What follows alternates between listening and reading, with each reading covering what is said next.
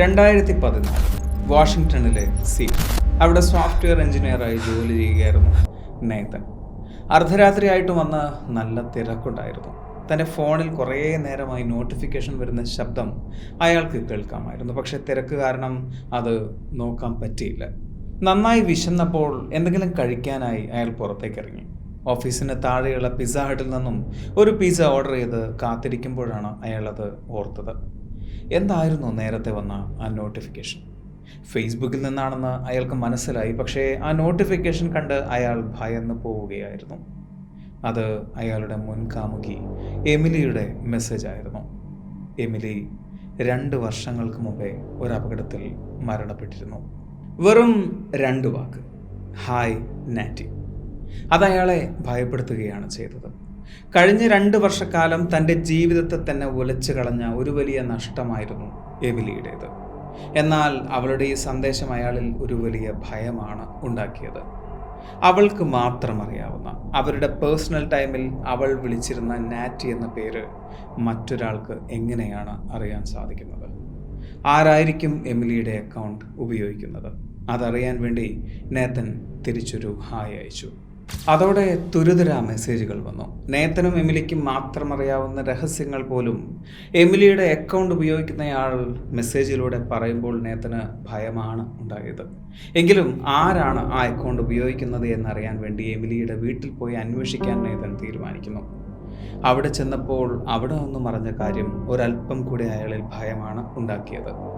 എമിലിക്ക് ഏറ്റവും പ്രിയപ്പെട്ട അവളുടെ ഫോൺ അവളുടെ ശരീരത്തോടൊപ്പം ആ ശവപ്പെട്ടിയിൽ കുഴിച്ചിടുകയായിരുന്നു എന്ന് എമിലിയുടെ അമ്മ കാതറിൻ പറയുന്നു.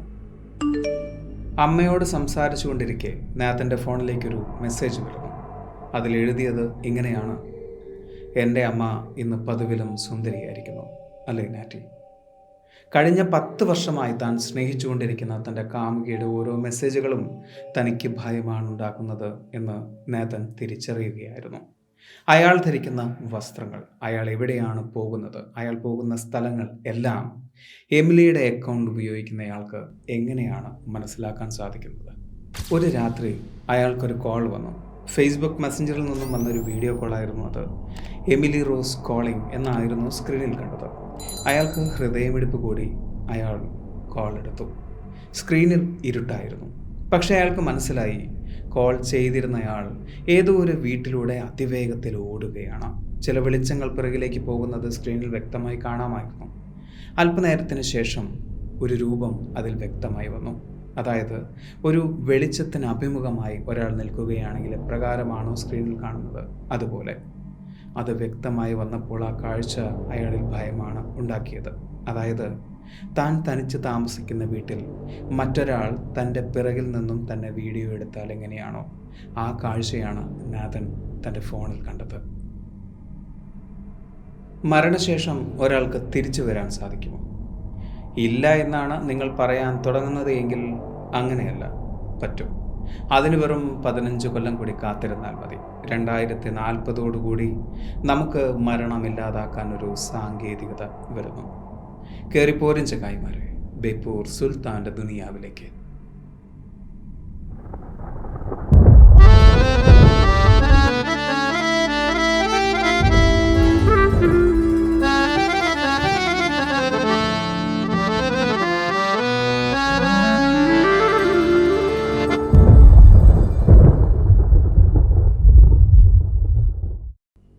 ഇപ്പോൾ നമ്മൾ കേട്ട നേതൻ്റെയും എമിലിയുടെയും കഥ, അത് 2014 ക്രീപ്പി പാസ്റ്റ എന്ന വെബ്സൈറ്റിൽ അപ്ലോഡ് ചെയ്യപ്പെട്ട ഒരു പോസ്റ്റ് ഡെത്ത് ലവ് സ്റ്റോറിയാണ്.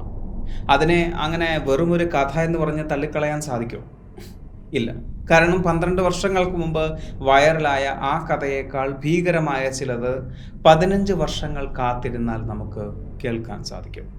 ഈ കഥയിൽ എമിലിയുടെ ശവപ്പെട്ടിയിൽ കുഴിച്ചിട്ട അവളുടെ ഫോണിൽ നിന്നും ഒരു കോൾ വരുന്നു എന്നത് ഒരു സൂപ്പർ നാച്ചുറൽ പ്ലോട്ടാണ്.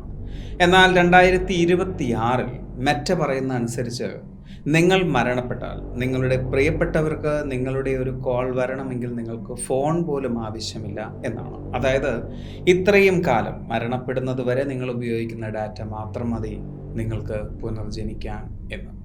അതിനെയാണ് ഡിജിറ്റൽ ആവാഹനം എന്ന് പറയുന്നത്. ബയോളജിക്കലി നമ്മൾ ഇല്ലാതായാലും ശരി, നമ്മൾ ഇൻ്റർനെറ്റിലും സോഷ്യൽ മീഡിയയിലും അവശേഷിപ്പിച്ചിട്ടുള്ള നമ്മുടെ ഡിജിറ്റൽ ഫുട് പ്രിൻറ്റ്സ് അത് എന്നേക്കുമായി അവിടെ തന്നെ ഉണ്ടാകും. അതായത് ഒരു പരിശുദ്ധമായ പഞ്ഞി ചായത്തിൽ മുക്കിയെടുത്താൽ എങ്ങനെയിരിക്കും, അതുപോലെ വീണ്ടും അതിനെ പരിശുദ്ധമായ പഞ്ഞിയാക്കുക എന്നത് ഒരിക്കലും സാധിക്കാത്തൊരു വിഷയമാണ്. ഒരിക്കൽ ചായം പതിഞ്ഞാൽ അത് പതിഞ്ഞതാണ്. അതുകൊണ്ട് തന്നെ ഇൻ്റർനെറ്റിലും സോഷ്യൽ മീഡിയയിലും നമ്മൾ ക്ലിക്ക് ചെയ്യുന്ന ചിത്രങ്ങൾ, നമ്മൾ ടൈപ്പ് ചെയ്യുന്ന വാക്കുകളെല്ലാം ക്ലൗഡിൽ സേവ് ചെയ്യപ്പെടുന്നുണ്ട്. ഇതിനെയാണ് ഡിജിറ്റൽ ആഫ്റ്റർ ലൈഫ് അല്ലെങ്കിൽ ഡിജിറ്റൽ ഇമ്മോർട്ടാലിറ്റി എന്ന് പറയുന്നത്. നമ്മുടേത് എന്ന് നമ്മൾ വിശ്വസിക്കുന്ന, നമുക്ക് അവകാശപ്പെട്ട നമ്മുടെ ഡാറ്റ മരണശേഷം മറ്റൊരാൾക്കൊരിക്കലും ആക്സസ് ചെയ്യാൻ സാധിക്കില്ല. കാരണം അത് നമ്മൾ പാസ്വേഡ് വെച്ച് ലോക്ക് ചെയ്തതാണല്ലോ. മറ്റാർക്കും അറിയാത്ത ആ പാസ്വേഡ് ഞാൻ മരിച്ചാൽ എന്നോടൊപ്പം മണ്ണിലലിഞ്ഞ് ഇല്ലാതാകും എന്നാണ് നിങ്ങൾ കരുതുന്നത് എങ്കിൽ അങ്ങനെയല്ല. കാരണം ഇത് ഭൂമിയാണ്. ഇവിടെ നിങ്ങളുടെ മരണശേഷം നിങ്ങളുടെ ഡിജിറ്റൽ ഫുട് പ്രിൻറ്റ്സ് നിങ്ങളുടേതാണ്. ഇവിടെയാണ് സുൽത്താൻ ശാസ്ത്രവും കോർപ്പറേറ്റ് ബിസിനസ്സും കൈകോർക്കുന്നത്. നിങ്ങളുടെ സോഷ്യൽ മീഡിയ ലൈഫ് നിങ്ങളുടെ മരണത്തോടെ അവസാനിക്കില്ല. നിങ്ങളുടെ മരണം മറ്റൊന്നിന്റെ തുടക്കമാണ്, ഒരു ഡിജിറ്റൽ ലൈഫിന്റെ തുടക്കം. നമ്മൾ ഉപയോഗിക്കുന്ന സോഷ്യൽ മീഡിയ പ്ലാറ്റ്ഫോം അത് ഓപ്പൺ ചെയ്യാൻ വേണ്ടി കണ്ണും പൂട്ടി നമ്മൾ അഗ്രി ചെയ്യുന്ന ടേംസ് ആൻഡ് കണ്ടീഷൻസിൽ ഒളിച്ചിരിക്കുന്ന ചില കാര്യങ്ങളുണ്ട്. അതായത് അതിൽ നമ്മൾ അഗ്രി ചെയ്യുന്ന ഒന്നാണ് നമ്മുടെ ഡാറ്റയുടെ ഉടമസ്ഥാവകാശം.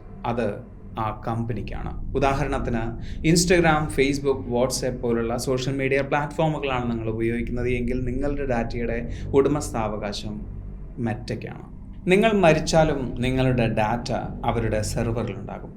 പാസ്വേഡ് എന്നത് ആ ഡാറ്റയിലേക്ക് നിങ്ങൾക്കുള്ള വെറും ഒരു താക്കോൽ മാത്രമാണ്. സൗജന്യമായ ഒരു വീട് താൽക്കാലികമായി ഉപയോഗിക്കാൻ ഒരു വീടിൻ്റെ ഉടമസ്ഥൻ എപ്രകാരം മറ്റൊരാൾക്ക് നൽകുന്നോ അതുപോലെ സെർവറിൻ്റെ ഉടമസ്ഥനായ കമ്പനിക്ക് ആ താക്കോൽ ഇല്ലാതെ തന്നെ നിങ്ങളുടെ എല്ലാ വിവരങ്ങളും, ചാറ്റുകളും, ഫോട്ടോകളും അടക്കം ആക്സസ് ചെയ്യാൻ സാധിക്കും. ഒന്നുകൂടി വ്യക്തമായി പറയുകയാണ് എങ്കിൽ നിങ്ങൾ ഡിലീറ്റ് ചെയ്തിട്ടുള്ള നിങ്ങളുടെ ഫോട്ടോസ്, വീഡിയോസ്, ചാറ്റുകൾ, കമൻറ്റുകളെല്ലാം നിങ്ങളുടെ സേവ്ഡ് ഡിജിറ്റൽ ഫുട് പ്രിൻറ്റ്സിൽ പെടും. അങ്ങനെ നിങ്ങളുടെ ഡാറ്റ ആക്സസ് ചെയ്യാൻ വേണ്ടി നിങ്ങൾ അപ്രൂവ് ചെയ്തിട്ടുള്ള ചില കമ്പനികളെ നമുക്കൊന്ന് പരിചയപ്പെടാം. മെറ്റ, ആപ്പിൾ, മൈക്രോസോഫ്റ്റ്, ഗൂഗിൾ എന്നിങ്ങനെ ആ നിര നീണ്ടു കിടക്കുകയാണ്. ലെഗസി കോണ്ടാക്റ്റ് എന്നത് ആപ്പിൾ, മെറ്റ പോലുള്ള കമ്പനികൾ അതിൻ്റെ യൂസേഴ്സിന് നൽകുന്ന ഒരു ചെറിയ ഫീച്ചറാണ്. അതായത് നമ്മുടെ മരണശേഷം നമ്മുടെ അക്കൗണ്ട് ആർക്ക് ഉപയോഗിക്കാമെന്ന് നമുക്ക് തീരുമാനിക്കാൻ സാധിക്കും. അതായത് നമ്മൾ നൽകുന്ന ലെഗസി കോണ്ടാക്റ്റ് ഉപയോഗിച്ചിട്ടാണ് ഒരാൾക്ക് നമ്മളുടെ മരണശേഷം നമ്മുടെ അക്കൗണ്ട് ആക്സസ് ചെയ്യാൻ സാധിക്കുന്നത്. അവർക്ക് ചില കാര്യങ്ങൾ നിയന്ത്രിക്കാൻ സാധിക്കും. ആ വാക്ക് ശ്രദ്ധിക്കുക, മരണശേഷം ചില കാര്യങ്ങൾ നിയന്ത്രിക്കാൻ സാധിക്കും. പാസ്വേഡ് ഇല്ലാതെ തന്നെ മറ്റൊരു വ്യക്തിക്ക് നിങ്ങളുടെ ഡിജിറ്റൽ ജീവിതത്തിലേക്ക് പ്രവേശനം ലഭിക്കുന്നു എന്ന് മാത്രമേ ഇതിലൂടെ സംഭവിക്കുന്നുള്ളൂ. എന്നാൽ മെറ്റ പോലുള്ള കമ്പനികൾ ഈ ഡാറ്റ ഉപയോഗിക്കുന്നത് വീട്ടുകാർക്ക് സന്തോഷം ഉണ്ടാകാൻ വേണ്ടിയല്ല, മറിച്ച് അവരുടെ ലെഗസി AI പ്രോഗ്രാമിന് വേണ്ടിയാണ്. നിങ്ങളുടെ അനുവാദമില്ലാതെ തന്നെ അവരുടെ അൽഗോരിതങ്ങൾക്ക് നിങ്ങളുടെ പഴയ വോയിസ് നോട്ടുകളും ചാറ്റുകളും വിശകലനം ചെയ്തൊരു ഡിജിറ്റൽ ട്വിന്നിനെ ഉണ്ടാക്കാൻ സാധിക്കും. കാരണം ആ ഡാറ്റ അവരുടെ സെർവറിൽ ഇമ്മോർട്ടലായിരിക്കുകയാണ്. പാസ്വേഡ് മരിച്ചാലും ഡാറ്റ മരിക്കുന്നില്ല. മരണം വരെ നിങ്ങൾ രഹസ്യമായി സൂക്ഷിച്ച നിങ്ങളുടെ പാസ്വേഡ് നിങ്ങളുടെ ചിതയിൽ നിങ്ങളോടൊപ്പം എരിഞ്ഞില്ലാതാവുമായിരിക്കാം. പക്ഷേ നിങ്ങൾ പലപ്പോഴായി ഉപയോഗിച്ചിട്ടുള്ള ചില കമൻറ്റുകൾ, നിങ്ങൾ പലപ്പോഴായി ടൈപ്പ് ചെയ്തിട്ടുള്ള ചില വാക്കുകൾ, പലർക്കായി നിങ്ങൾ അയച്ചിട്ടുള്ള നിങ്ങളുടെ വോയിസ് നോട്ടുകൾ, ഇവയെല്ലാം അപ്പോഴും നിങ്ങളുടെ മരണശേഷവും മെറ്റയുടെ സിലിക്കൺ ചിപ്പുകളിൽ മിടിക്കുന്നുണ്ടാകും. അതുപയോഗിച്ച് നിങ്ങളെ ഡിജിറ്റലി പുറത്തെടുക്കാൻ മെറ്റയ്ക്ക് സാധിക്കും. അതിന് നിങ്ങളുടെ പാസ്വേഡ് ആവശ്യമില്ല. ഇതിനെയാണ് ഡിജിറ്റൽ ഇൻവൊക്കേഷൻ അല്ലെങ്കിൽ ഡിജിറ്റൽ ആവാഹനം എന്ന് പറയുന്നത്.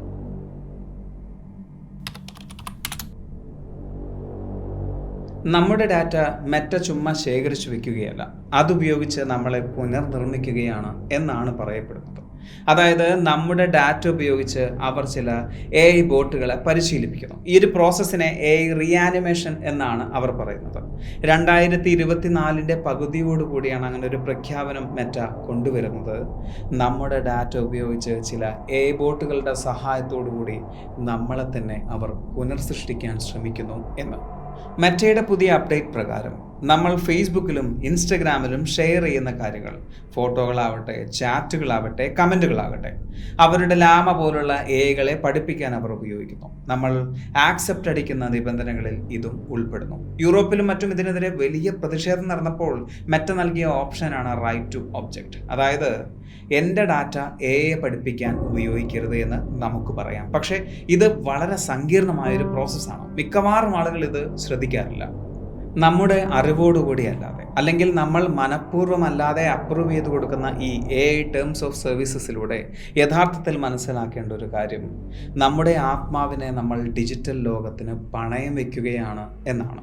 അതായത് ഈ ഒരു കോൺട്രാക്റ്റിലൂടെ നമ്മുടെ ഇഷ്ടങ്ങൾ, നമ്മുടെ സ്വഭാവങ്ങൾ, നമ്മുടെ ചിന്തകൾ എല്ലാം അവർ പിടിച്ചെടുക്കുന്നു. അതിലൂടെ AI ബോട്ടിനെ ഉപയോഗിച്ച് അവർക്ക് നമ്മളെ തന്നെ പുനർനിർമ്മിക്കാൻ സാധിക്കുന്നു.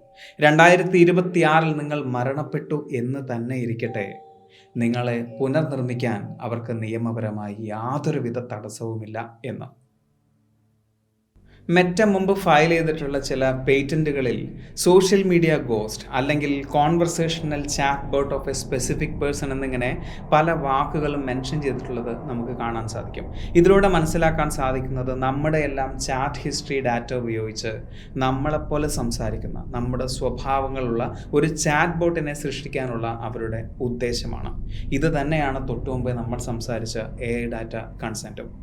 യൂറോപ്യൻ രാജ്യങ്ങളിലെ കർശനമായ ഡാറ്റ നിയമങ്ങൾ കാരണം അവിടുത്തെ ഉപഭോക്താക്കളുടെ ഡാറ്റ AI പഠിപ്പിക്കാൻ ഉപയോഗിക്കുന്നത് മെറ്റ താൽക്കാലികമായി നിർത്തിവച്ചിരിക്കുകയാണ്. അവിടുത്തെ റെഗുലേറ്റർമാർ ഇതിനെതിരെ ശക്തമായ നിലപാടെടുത്തതാണ് കാരണവും. പക്ഷേ ഇന്ത്യ ഉൾപ്പെടെയുള്ള മറ്റ് പല രാജ്യങ്ങളിലും മെറ്റ ഈ പോളിസി ഇപ്പോഴും തുടരുന്നുണ്ട്. നമ്മൾ ഇൻസ്റ്റഗ്രാമോ ഫേസ്ബുക്കോ അപ്ഡേറ്റ് ചെയ്യുമ്പോൾ വരുന്ന പുതിയ പ്രൈവസി പോളിസി ശ്രദ്ധിച്ചാൽ ഇത് മനസ്സിലാക്കാം. നമ്മൾ ആക്സെപ്റ്റ് അടിക്കുന്നതോടെ നമ്മുടെ ഡാറ്റ അവരുടെ AI മോഡലുകൾക്ക് വിട്ടു നൽകുന്നതായാണ് കാണാൻ സാധിക്കുന്നത്. എന്നാൽ ഈ ഡാറ്റ മൈനിങ്ങിനെ മറ്റൊരു രീതിയിലുള്ള ബിസിനസ്സായി കാണുന്ന ചില കമ്പനികളുണ്ട്. അതിലൊന്നാണ് ഹിയർ ആഫ്റ്റർ AI. മെറ്റ നമ്മുടെ ഡാറ്റ മോഷ്ടിക്കുന്നത് പോലെയല്ല ഇവിടെ. നമ്മൾ നമ്മുടെ അനുഭവങ്ങളും നമ്മുടെ കഥയും നമ്മുടെ ബോധത്തോടു കൂടി മറ്റൊരാൾക്ക് പറഞ്ഞു കൊടുക്കുകയാണ് ഒരു AI ബോട്ടിന്. ഈ AI ബോട്ട് ഒരു ഇൻ്റർവ്യൂവറെ പോലെ നമ്മളോട് ചില ചോദ്യങ്ങൾ ചോദിക്കുന്നു, അതിനുള്ള മറുപടി നമ്മൾ കൊടുക്കുന്നു. ഇതിലൂടെ നമ്മുടെ അനുഭവങ്ങളും നമ്മുടെ കഥയും, എന്തിന് നമ്മുടെ ചിരിയും നമ്മുടെ ശ്വാസോച്ഛ്വാസവും അതിനിടയിൽ നമ്മൾ എടുക്കുന്ന ഇടവേളയും എല്ലാം അത് റെക്കോർഡ് ചെയ്യുന്നു.